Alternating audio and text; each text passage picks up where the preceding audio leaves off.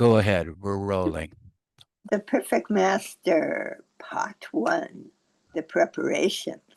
This will be found a strange book, all the more strange because the story that it tells has not reached its end. It is the story of a man whose life will appear incomprehensible, a life in which the contradictions of normal values and actions are prominent. Yet this man says, I am God, and his mission is to change the world. Though he neither speaks nor writes, nor even seeks to get followers, it will arouse controversy, and I have no doubt that it will be misunderstood. I have written the story, however, as soberly and plainly as if it were the record of ordinary everyday events. The title Perfect Master is that by which Sri Meher Baba, the subject of this book, is known. It means one who has himself reached the goal to which he leads or directs others. It means a teacher who has practiced his own teachings and attained its fruits. It means one who, pointing to God, has himself realized God. In India, the idea of holy or divine men is common. The practice of spirituality is the sole life task of many thousands of men and many women. And the claim to have become what one aspires to be spiritually is frequently made. That the people of India are disposed to expect holiness and to acknowledge divinity is not to be regarded as ignorant superstition. It should rather be respected as the tradition of a people taught to recognize worth.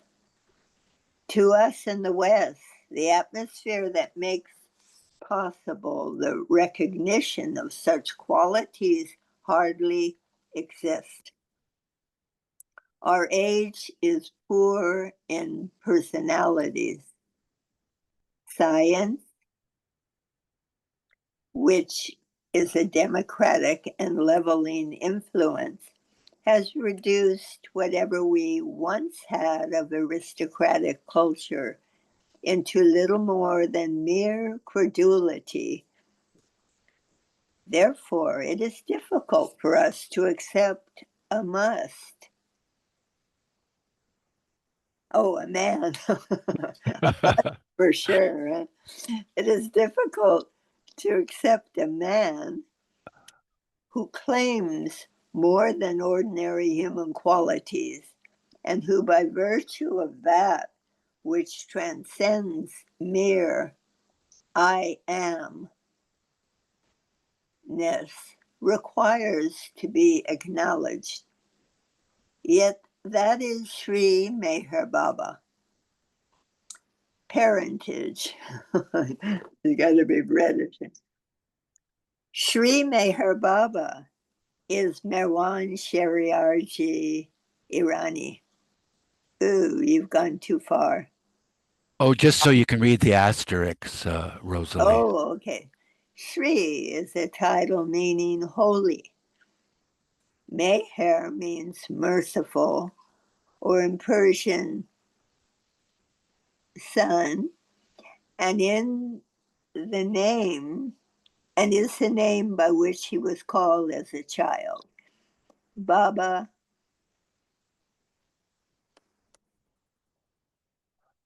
means father, of course, yeah. These, well, now it's off my screen. Oh, just to bring you back to Yeah, where the okay. Sri Meher Baba is Merwan Shariarji Irani, born at Pune India in 1894. Merwan's parents, as his surname declares, were Persians. His father was Shariarji Mundigar Irani, born in Qumran Shah, a village in Persia, in the year 1840. Shariarji was the son of the keeper of the Zoroastrian Tower of Silence, which belonged to his native village. The family was poor, and Shariarji's mother died when he was 5. The boy spent his days with his father, looking after the place to which human corpses are brought to be devoured by vultures. My goodness. Oh, so there's the double asterisk there at the bottom. Do you see it? Yeah. These Persian towers of silence, Dakma, see, Dak, Dakma, are built always on the outskirts. Whoops. Whoa, wait a minute. It left my screen. Now I see that big picture of the Baba with the children. Oh, I don't know. I must. Okay, huh. now it's back. Um, it's always on the outskirts of town, the towers of silence. The Zoroastrians believe this method of disposing of the dead to be the least harmful to the living. Huh? Yeah. Yeah. Make sure you're dead before that happens. I don't think the vultures will touch you if you're still living. They're I I wouldn't put it to a test.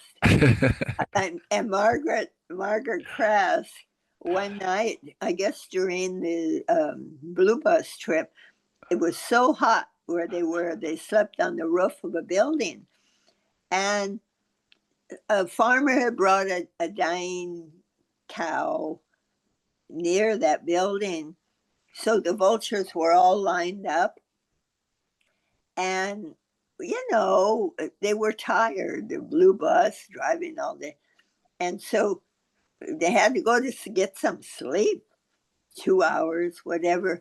And she had an umbrella, and she opened the umbrella, and she says, just some sort of protection. And she says, if I had 2 umbrellas, I would have opened them both. So, you know, yeah, and didn't they wake up in the morning and discover that they were on some kind of thing that the dead were brought to and left on?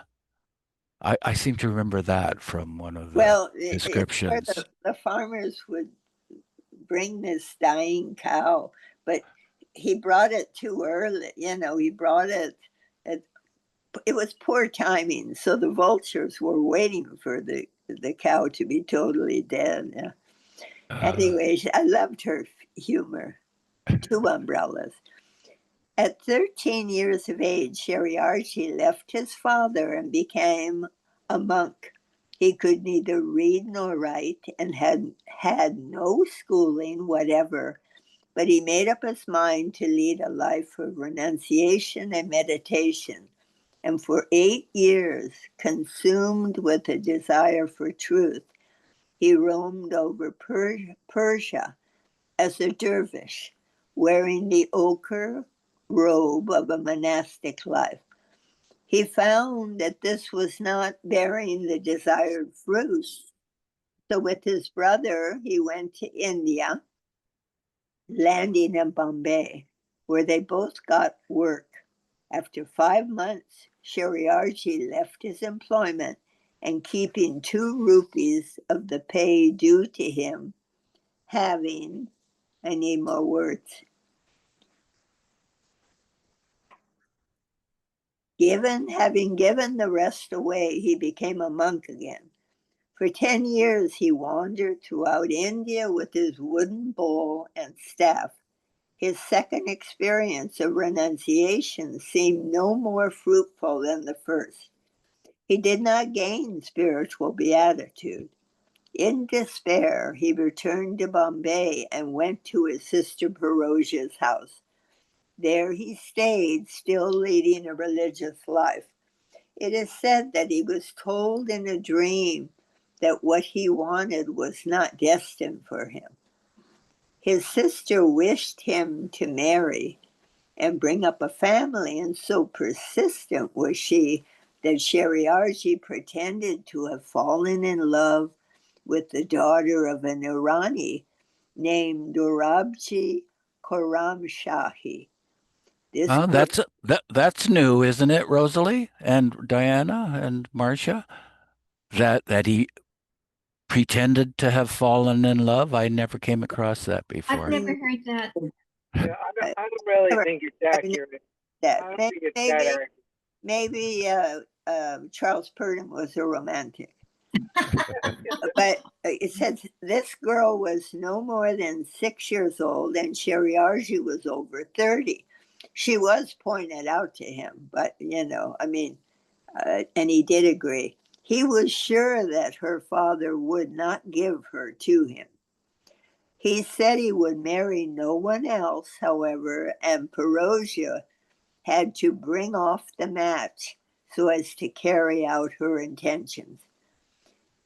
She succeeded in getting the consent of the parents, for Shariarji was regarded as a holy man, and it was agreed that the marriage should take place when the girl had grown up.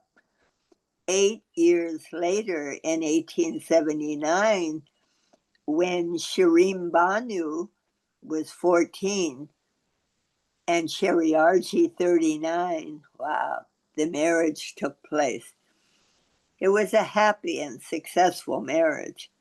When he became engaged, Shariarji turned his attention to earning a living.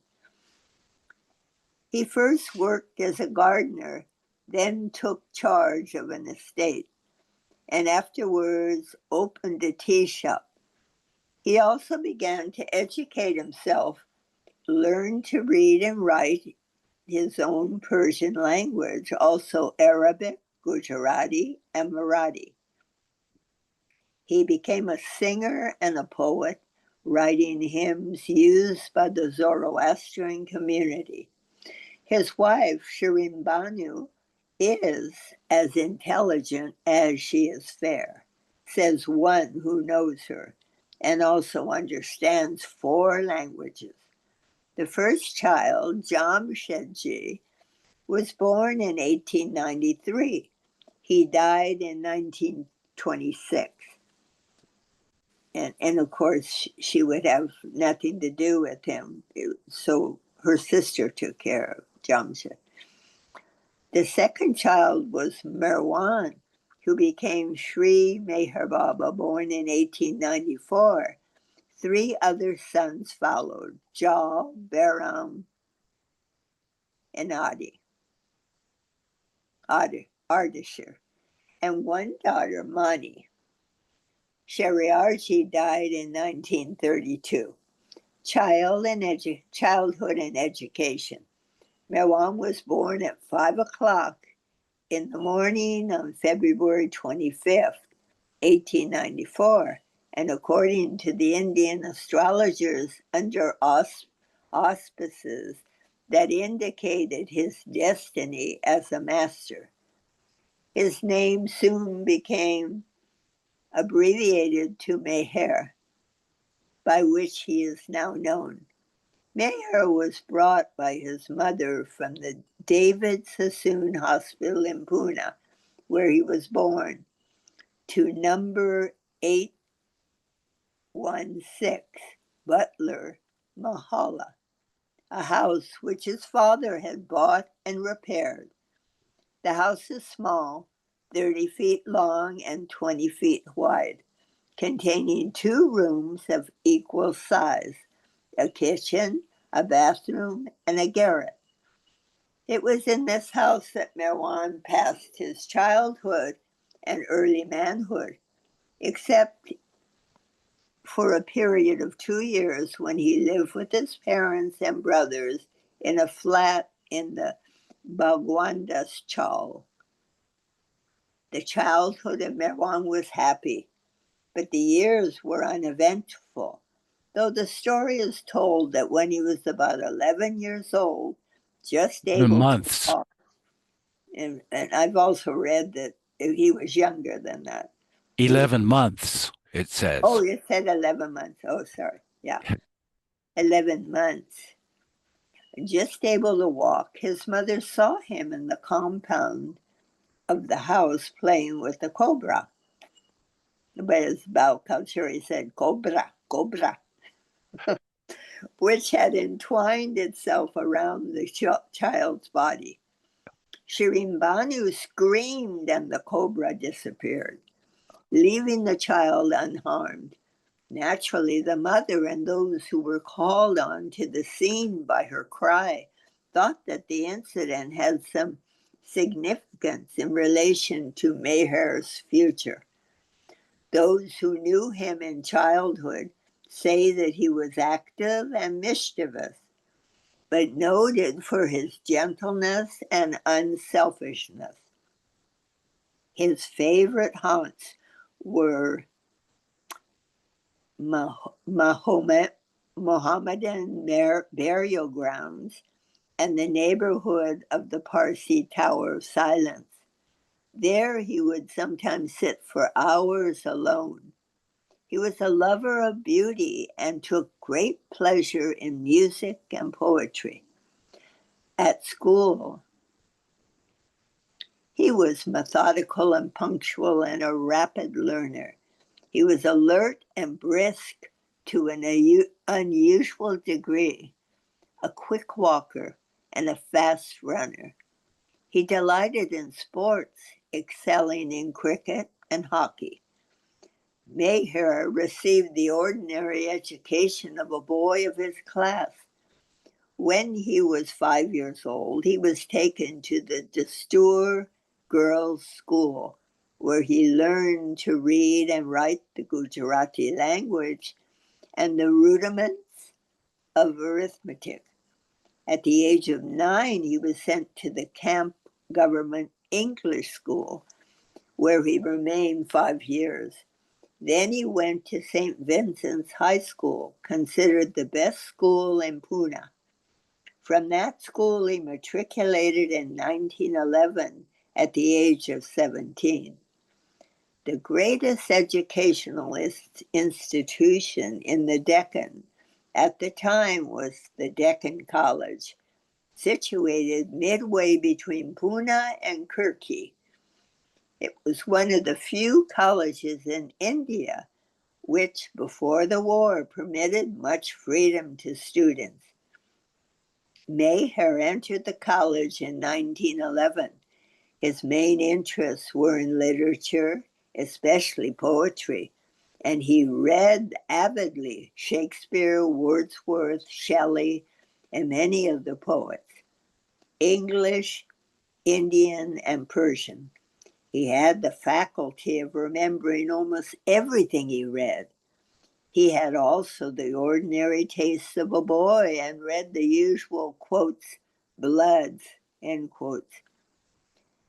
At the age of 15, he wrote a story for his favorite blood, the Union Jack, which was accepted and printed. His mind was not attracted to science nor to mathematics, nor to history. The poet to whom he gave his heart was Khwaja Shams al-Din Muhammad, who wrote under the name of Hafez, one of the greatest lyric poets of Persia. Merwan was not spiritually advanced when he read Hafez, but he was much enraptured by him. Under that influence, Meher wrote many poems himself in Gujarati, Urdu, Hindustani, and Persian, which were published under the nom de plume of Homa in Sanj Vartman, one of the popular vernacular newspapers of Bombay. He also wrote poems in English. He delighted in music and loved to sing. He was also an eager conversationalist, and he had a most beautiful voice. It seems that as a youth, Mayher had the sense of leadership. In school as well as in college, he was the leader of his classmates. He was not a self constituted leader, but was looked upon naturally as a leader wherever he was. In quarrels, Mayher was called upon to settle the dispute, and the other boys came to him for advice as a matter of course. Soon after, he became a student at Deccan College. He formed a club outside the college, which he named the Cosmopolitan Club. Anybody, no matter to what community he belonged, could become a member. Amongst his rules were those forbidding its members to gamble, use bad language, or to quarrel. The club did not have a long life, but it indicated Mayher's interest in bringing people together, uniting them with a sense of class or race. Okay, I've resumed. the first spiritual master. It cannot be said that Mayher, while at college, had shown any particular aptitude or entertained any ambition. He was a high-spirited, eager, and friendly youth. He passed his examinations with credit, but his studies were interrupted and the course of his life was changed. One morning in the month of May, 1913, when Mayher was riding on a bicycle along the Malcolm Tank Road in Kona, he looked up and saw an old woman sitting under a neem tree. His eyes met hers, and she beckoned to him. He knew who the woman was, but had had no thought of meeting her. He left his bicycle and went over to her. She arose and embraced him. From that moment, Mayher felt the call to the spiritual life. Not a word was said. He remained sitting with her for a quarter of an hour and then left her.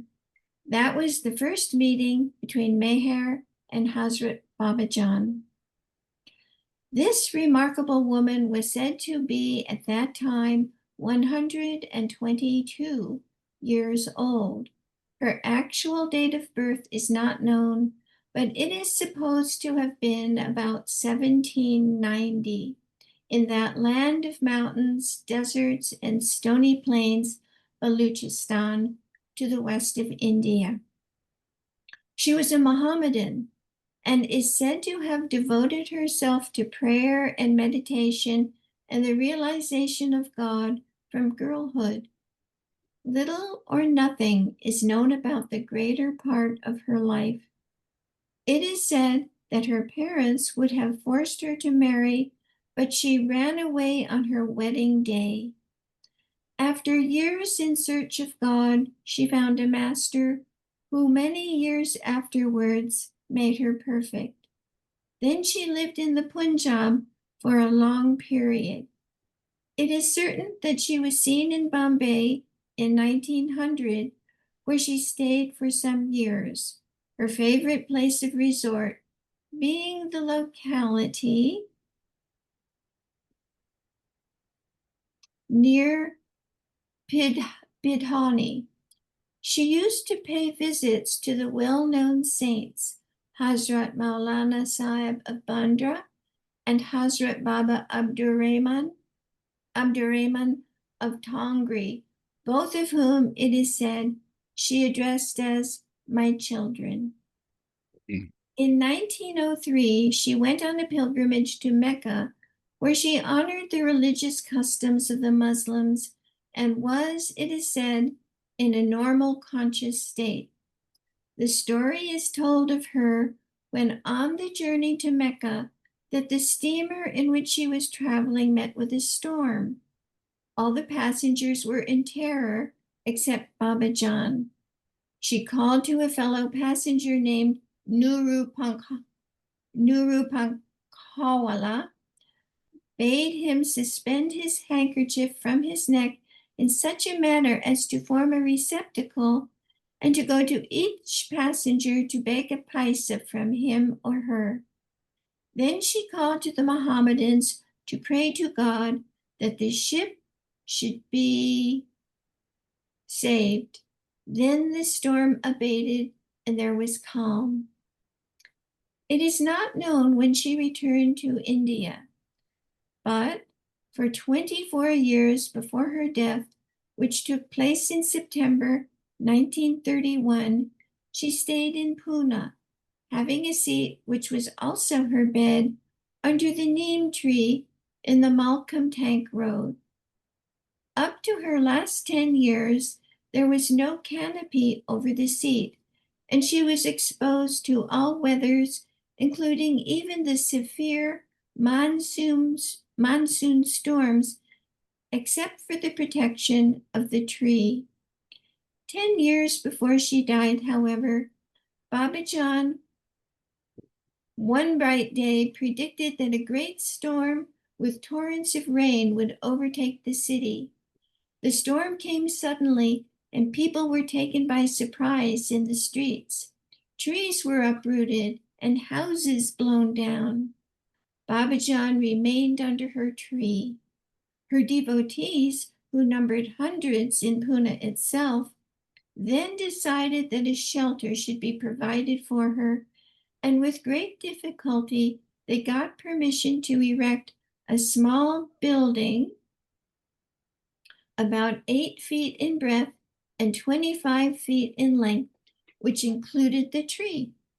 Half the walls consisted of masonry and the other half of trellis, the roof being galvanized sheeting. The cantonment board, until it was Indianized, did not welcome Baba Jan's presence, for the members feared that the traffic would be interfered with by her devotees, who sometimes gathered in large numbers. But so great was her determination to stay where she was that she could not be dislodged. Pilgrims by the thousands used to visit her just to kiss her hands or merely to look at her. She was recognized as a Sadguru, a God-conscious being.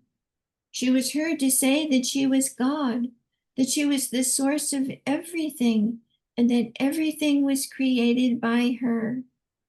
Baba Jan was sometimes attacked for making such statements, and there is a story of her being buried alive by some fanatical Baluchis who considered her to be blasphemous.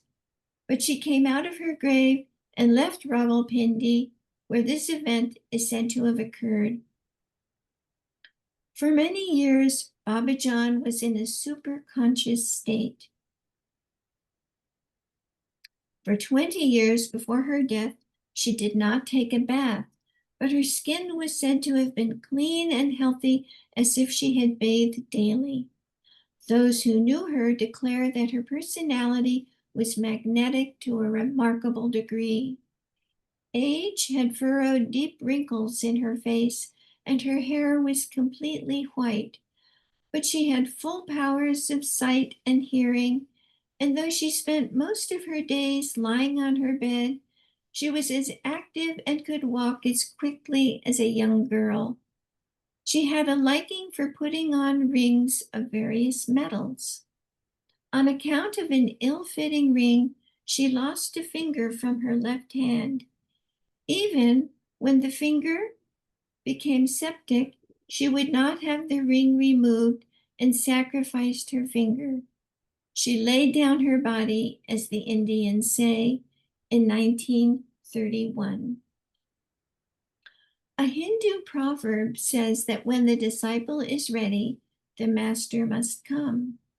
Thus, Maher's meeting with Baba John that day in 1913 was no accident.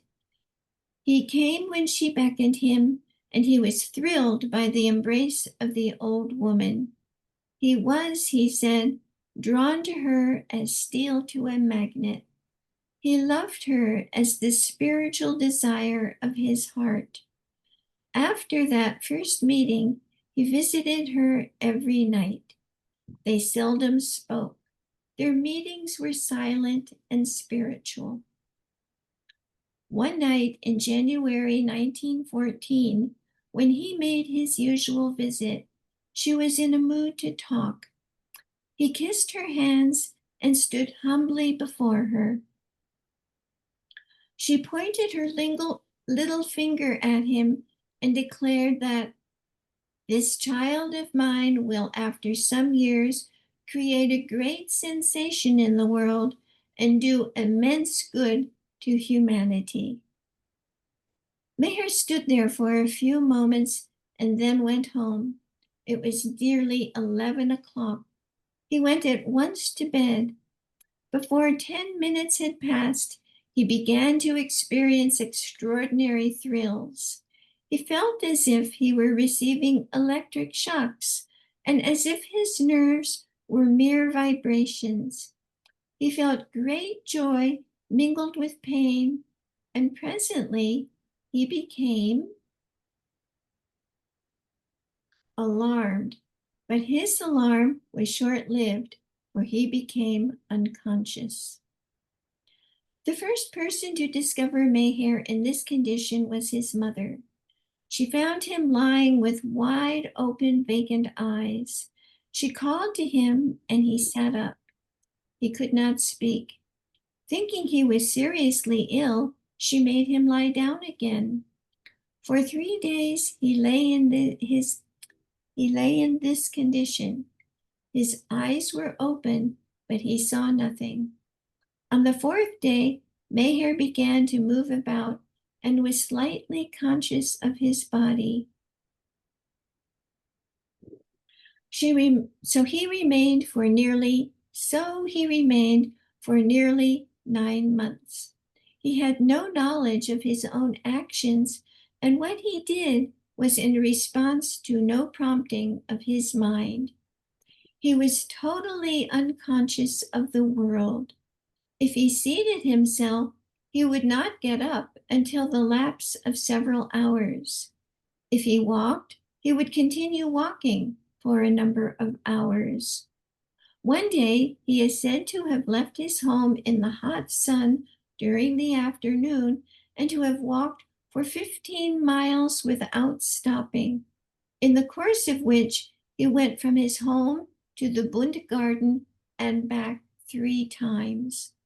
Once he went to Khandwa, behind the Parsi Tower of Silence at Pune, and there lay down for 3 days. He had no food. He did not sleep. His parents thought his mind to be unhinged. He was given food, but he gave it to the dogs, or, intending to give it away to beggars, put it in his drawers where it went rotten and stank. He was placed under medical treatment, given sleeping draughts and morphia injections, but nothing had any effect. He was sent to Bombay to see if a change of environment would make any difference, but he remained the same. He stayed with his brother Jamshedji in Bombay for 2 months and used to go to Chowpatty in the mornings, sitting there for hours watching the waves, and in the afternoons he would go to the Victoria Gardens, sitting always on one particular bench. Then he returned to Pune, spending most of his time in the garret of his father's house.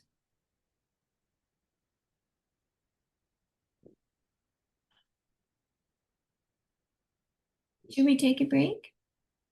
Oh, sure. Let me pause.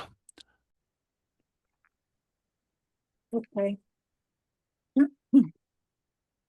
Show the time. Okay, in November 1914, he regained a little consciousness and behaved, it was said, as an automation possessing intuition. As an automaton. Oh, sorry, automaton. Possessing intuition. His eyes ceased to be vacant and life returned to them. He began to take food regularly, though in small amounts. He mixed little with the members of his family and seldom went out for walks. A month after this partial return of consciousness, his friend Khorshad Shirzad Arani. Yeah, Kodadad, Oh, Shirzad. yeah, maybe you guys read because my head's kind of, Oh, you your vision is a know. little off. I'm kind of like spacey, so I'm not focusing great, but I'll try again. A month after Khojdadad, Shirzad Irani brought to him a poor young man of Persian parentage named Biramji Ferdunji Irani, who immediately became attached to him and afterwards was one of his most infinite disciples. Mayer offered to teach Behramji Persian, which was the first sign of his having regained consciousness. His parents were delighted and urged him to get regular work with the object of aiding his recovery. And when you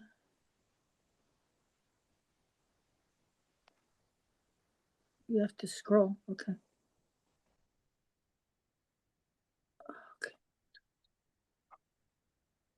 Okay, and when he refused, they got additional pupils for him, but he declined to accept them.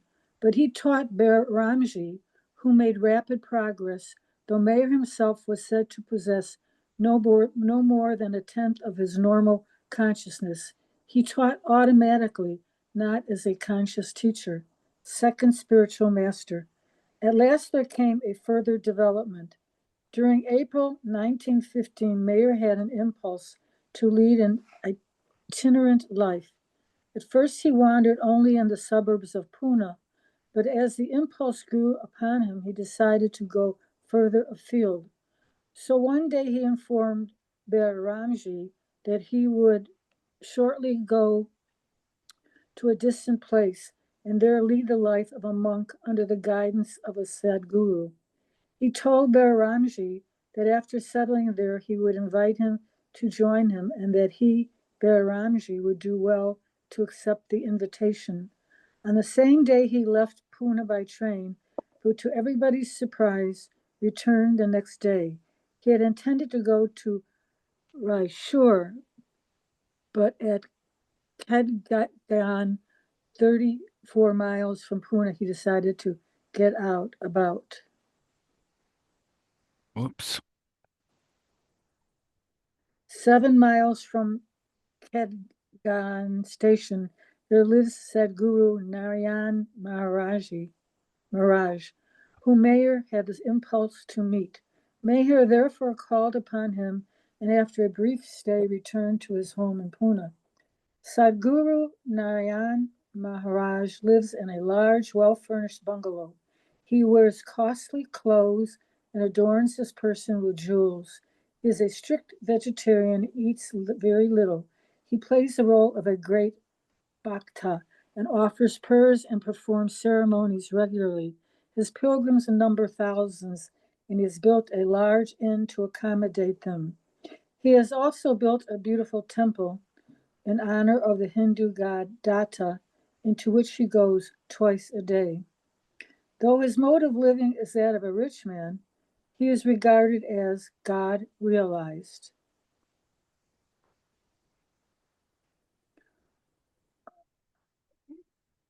He is said to have become an itinerant monk as a child and to have become spiritually perfect at the age of 25. After a fortnight in Pune, Mayer, accompanied by Bahramji, left again and went to Bombay, where he remained for a few days. The only person he saw in Bombay was Tipo Baba, who stayed at the time near a mosque at Bendi Bazaar, which is one of the most crowded localities of the city. Tipu Baba, a disciple of Hazrat Abdurrahman, is a saint, but not a perfect one. From Bombay, Mayer went to Aurangabad. At that time, Benam Yan Baba was staying in the city. He was a mujzub, that is a God-realized man who remains unconscious of the gross world. He was a disciple of Sai Baba of Shirdi. After visiting Benamayan Baba, Mayer went with Bairamji to Nagpur, where both of them paid a visit to Tajuddin Baba, about whom Babajan used to say, Taj is Khalifa, meaning Taj is head of the caliphs. Tajuddin Baba was a great Mohammedan Hazrat. He was once a soldier in the service of the British government when he became God realized. Then he gave up the military calling and went to Nagpur. As soon as it was known that Tajuddin had become spiritually perfect, persons of all castes and creeds called upon him with a view to getting his blessing. There seemed to be no limit to the number of his visitors. People troubled him by asking him silly questions and by entreating him to fulfill their desires. He was indeed much annoyed with them, and the annoyance became so unbearable that he desired to get away from all visitors. He carried out this resolution in the following manner. One evening he went naked to a tennis court where Europeans were playing and began to behave exactly like a madman. As a consequence, he was sent to a lunatic asylum where he lived for 17 years. Even there, hundreds of people called upon him with a view to receiving his blessing. In the last year of his life in the lunatic asylum, the titular chief of Kamti near Nagpur paid him a visit. The chief was well aware of the fact that Tajuddin Baba was a Sadguru and as sane as himself. He persuaded the saint to leave the asylum and stay as his guest in his palace in Nagpur, where he would not be troubled by worldly people. The Hazrat accepted the invitation and passed the remainder of his life, when already well stricken in age. Let me see. In the chief's palace. He is reputed to have performed a number of miracles, one of which was to make a dead man alive. He breathed his last in 1924. At his funeral, no less than 30,000 people were said to have been present. From Nagpur, Meher returned to Pune, and after some weeks he again left in company with the same friend to call upon Hazrat Sai Baba of Shirdi, of whom something should be said. Take a shot, take a turn, go ahead. Okay. Yeah, we're rolling.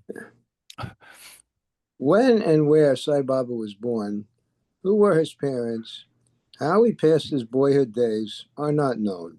His career can be traced from his arrival at Shirdi, which is a village at a distance of 10 miles from the Kapurgaon railway station, in the district of Ahmednagar in the Deccan. About 60 years ago, he first went to this village, and in the beginning led the life of an itinerant monk. He begged not only for food, but also for oil, for in the mosque of the village he kept a lamp burning all night. One day, those who generally used to give him oil resolved not to give him any. So in the presence of several people, he filled the lamp with water, and to their astonishment, it began to burn when he lighted it, and it burned all night. This miracle, which I repeat, as told me, naturally convinced the people that he was not an ordinary. Whoops.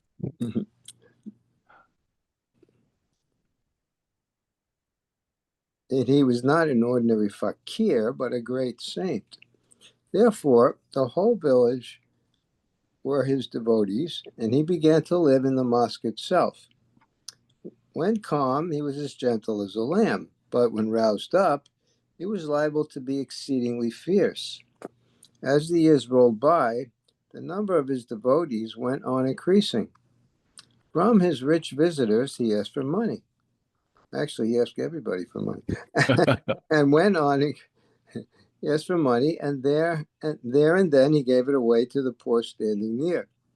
Thousands of his devotees were Hindus, and though he was a Mohammedan, they performed the ceremony of arti in his honor. And there should be, yeah. Yeah, arti is an act of devotion in which the devotees stand facing the master. One of them holds a metal tray on which there are flowers, ember sticks, and camphor, which is ignited. The tray is waved before the master while the devotees chant a hymn.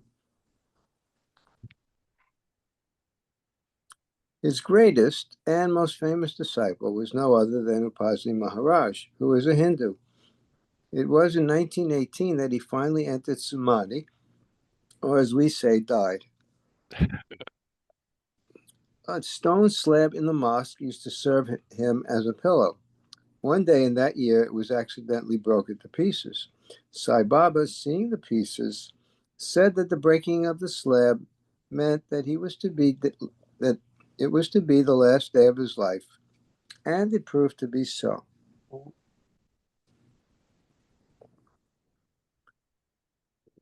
The preparation. After beholding the white head of Sai Baba, Meher with Beramji turned his footsteps to the residence of Sadguru Upasni Maharaj, who, as will be seen later, was destined to bring him to full consciousness after 6 long years. It was then the last month of the year 1915.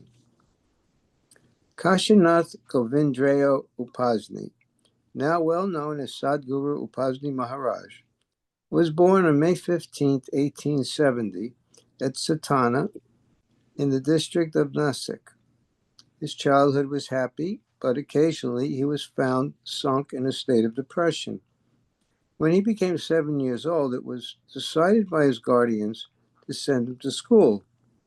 But the boy hated the idea of school. It was to him like going to a prison, and to study was equivalent to being heavily punished. He disliked studies, not because he wished to play, but because he was religious minded. Nothing gave him so much joy as the offering of prayers, participation in the performance of ceremonies, and the hearing of sermons. After his early childhood, the very word religion cast a spell upon him. Indications of his future were seen in his boyhood. In courtesy and modesty, in generosity and devoutness, the boy was said to be father to the man. When scarcely 12 years of age, he resolved to relinquish the shelter of his parents' home and to lead the itinerant life of a monk. From Dhulia, he went on foot to Nasik, where he chanced upon an old friend of his grandfather. The aged man, on hearing the boy's story, requested him to stay with him. The boy accepted the offer, but hated to be a burden to his host. Though he lodged in the old man's house, he did not accept food from him. When hungry, he would go out and beg for food. His father, as soon as he came to know that his son was in Nasik, thought of a plan to call him back. He sent a telegram to say that the boy's mother was on her deathbed and was pining to see him. The telegram made the boy sorrow-stricken, and he returned to Dhulia. But there he found his mother in health and strength. He entered into his parents' feelings and agreed to their request to stay with them, but he remained heavy-hearted. After some time, his parents married him to a girl named Durgabai. Within a couple of years of her marriage, Durgabai died. When he was 16, he married for the second time, but the marriage failed to produce any effect upon his temperament. It did not remove his melancholy. he was conscious of the fact that his parents had forced him into a course of life which was entirely opposed to his convictions. His parents grieved for him, but they had not the heart to agree to his daily request to allow him to lead the life of total renunciation. However, when the conviction that he would grieve himself to death grew upon them, they saw the advisability of complying with his wishes. After obtaining their blessings, Kashinath bade goodbye to them and went to Pune, where he resumed the life of a sannyasin. He practiced great austerities. When he was about 20 years old, he shut himself up for 1 year in a cave on the top of a mountain near Nasik.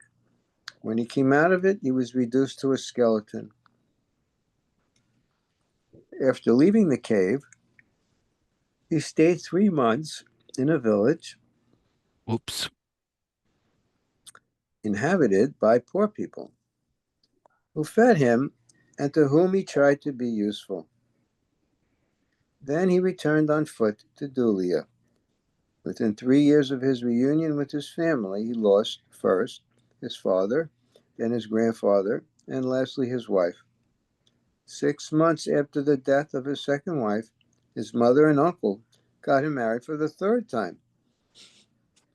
Then he went with his wife to Pune, where he lived at the house of his brother, Bal Krishna, who was then one of the professors at the Pune Training College. From Pune, he repaired by himself to Sangli, which is situated not far from Kolhapur. In Sangli, there is a temple known as Sri Dattaguru Temple, which borders on the river Krishna. In this temple, Kashinath stayed, leading the life of a devout monk for 2.5 years. His food during this period was mainly the leaves of certain trees. He only occasionally partook of grains and fruits. Soon after this period, he set out for Pune. But on the way, he was captured by a band of gypsies on a pretext which resembled that under which the wolf in the fable ate up the lamb. The gypsies flatly refused to release him unless he first provided them with a large sum of money. As he had not a pice on his person, they forced him to work for them, but in 2 days he got back his freedom. He then went to Pune, whence with his wife he went to Satana, where he began to practice as an Ayurvedic doctor. He soon shone out as a practitioner and became well known. And he was well known as he was fired with the zeal to establish a hospital in a well-populated city.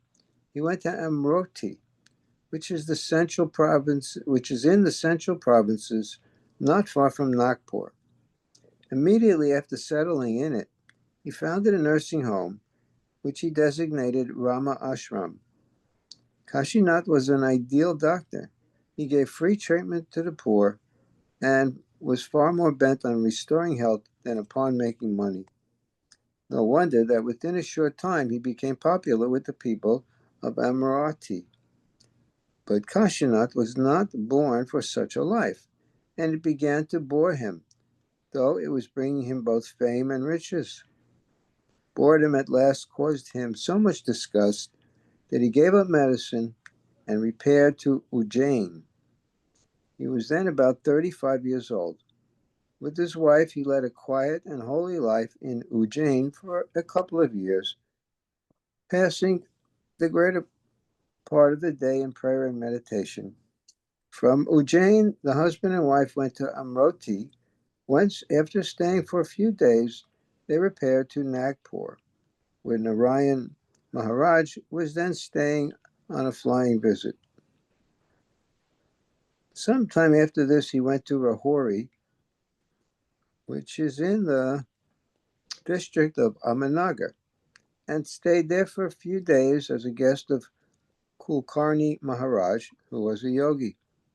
The latter strongly requested him to pay a visit to the Hazrat Sai Baba, but Kashinath declined to do so for the reason that Sai Baba was a Mohammedan.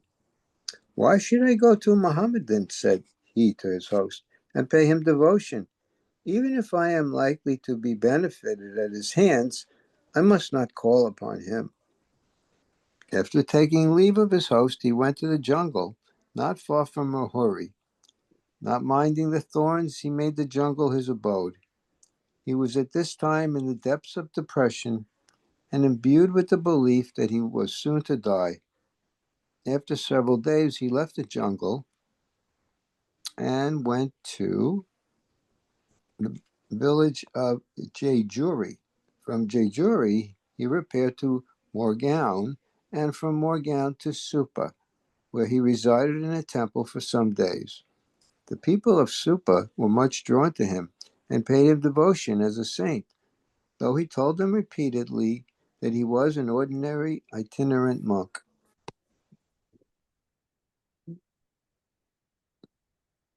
Some of his devotees one day took him to the Shankar temple, which had a small underground cell.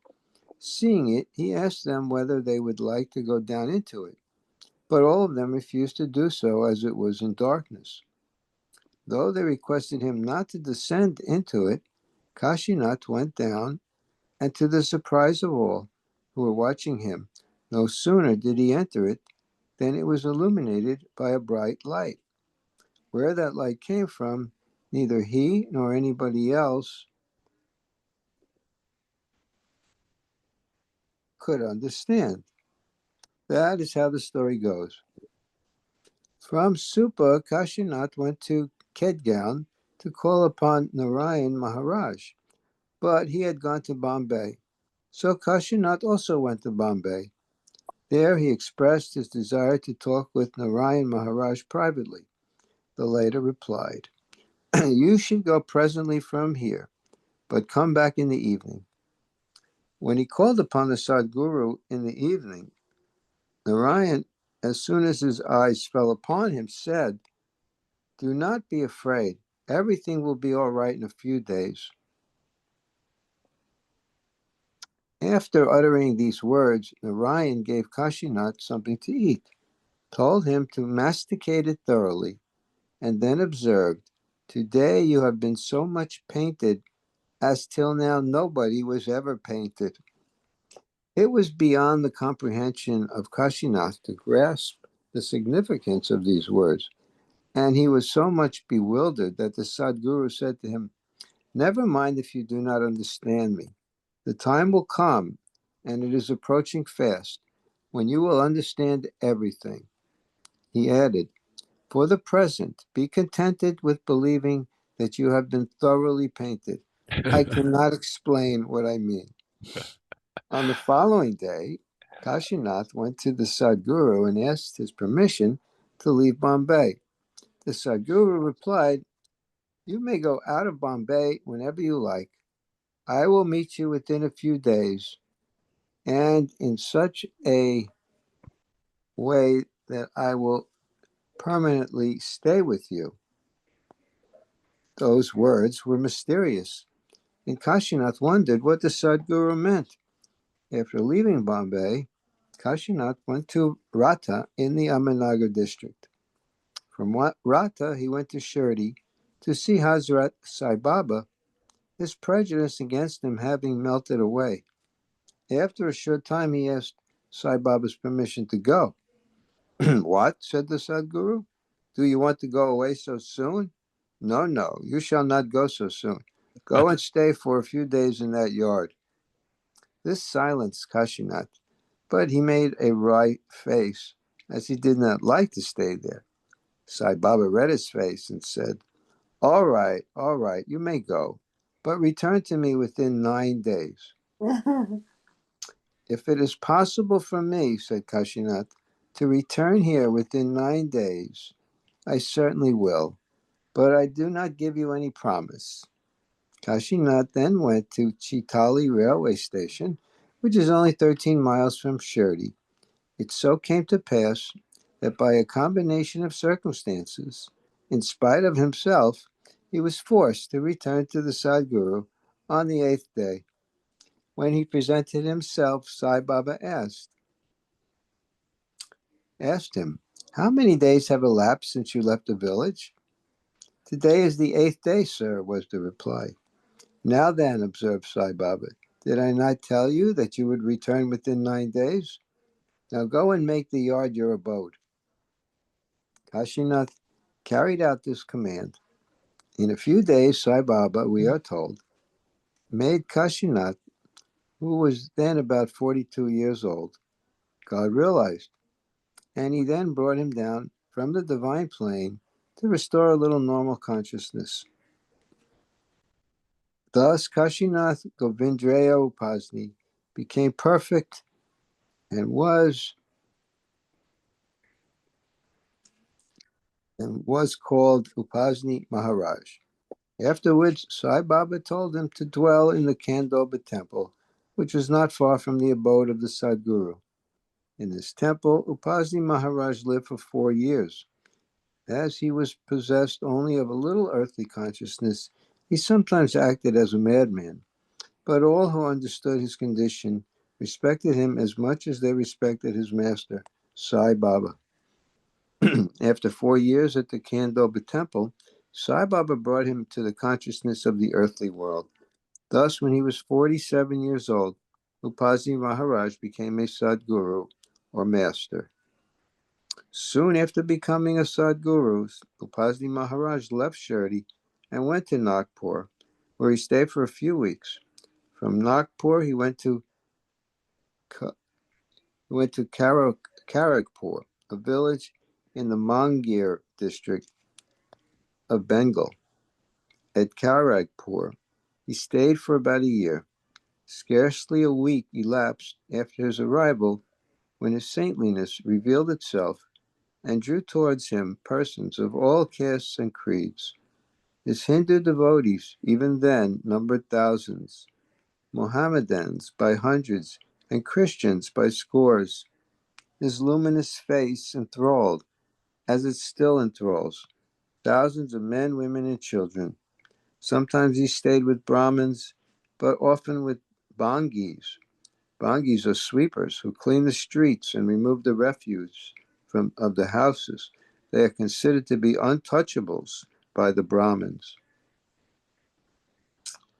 But even when Upasni Maharaj was in the locality inhabited by Bhangis, Brahmins called upon him and performed ceremonies before him without any reserve or scruple. Sometimes to test the faith of his Brahmin visitors, he would say, "You belong to the highest caste. Are you not ashamed to approach me when I am staying with these untouchables?" And his visitors would reply, "Why should we be ashamed to come near you? Are you not Paramatman? To whatever place you go, it becomes holy. Wherever you go, we shall follow." Clad in beggar's rags, he was often found helping workmen in public streets. Sometimes he was with cobblers mending shoes, or with poor women grinding corn, or cleaning vessels, or breaking stones. He swept the streets of the slums and the hovels of the poor. From Kharagpur, he went to Nagpur, and from Nagpur to the district of Ahmednagar. For the last 19 years, he stayed in Sakori, which is a village about 9 miles from the Chitali railway station. His home is small, though the temple he has built near it is large and splendid. The temple is open not only to the Hindus of low as well as high caste, but also to non-Hindus. He generally wears nothing save a loincloth, and his food is as simple as his clothing. The accusation is made against Upasni Maharaj that he sometimes not only vituperates, but also severely beats some of his followers. The accusation is not groundless. The charge can also be leveled against other Sadgurus. That a God-realized person should abuse and beat others may seem odd, but the explanation is that when he beats or abuses anyone, he is doing such a one much good. More will be said of this later. When Upazi Maharaj saw Meher for the first time, he flung a stone at him. This was to help to bring Meher down still further into gross consciousness, to awaken him to the things of this world. The stone hit Meher's head, but he was not surprised and understood the reason of what was done. Meher stayed with Upazi for 2 days and then returned to Pune. From that day onwards, Meher recommended to visit Babajan. Recommenced to visit Babajan, sitting with her every night for about an hour. He also at that time took food twice daily. And I think I'll stop my reading here. And I think I'll stop the recording.